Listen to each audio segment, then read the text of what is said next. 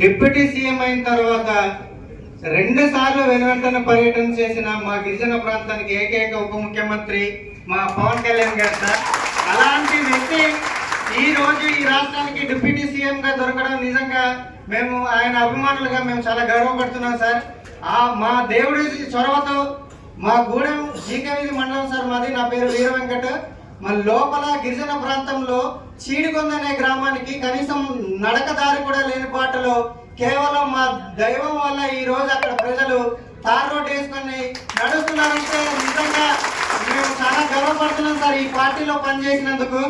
అలాగే మా పాడేరు కాన్స్టిట్యున్సీలోని మా ఇన్ఛార్జి గారు ప్రతి మండలంలో కూడా గ్రామ స్థాయి నుంచి పంచాయతీ లెవెల్ వరకు అన్ని కమిటీలు కూడా పూర్తి చేయడం జరిగింది సార్. మేము మీకు మా అన్నయ్య నాగబాబు గారికి మేము ఒకటే వినియోగించుకుంటున్నాం. మా పాడేరు కాన్స్టిట్యున్సీలో జనసేన పార్టీ అనేది చాలా బలంగా ఉంది. రేపు స్థానిక సంస్థ ఎన్నికల్లో సర్పంచుల దగ్గర నుంచి ఎంపీటీసీల నుంచి జెడ్పీటీసీల వరకు పోటీ చేయడానికి మా మండలాల్లో ఉన్న కార్యకర్తలందరూ సిద్ధంగా ఉన్నారు సార్.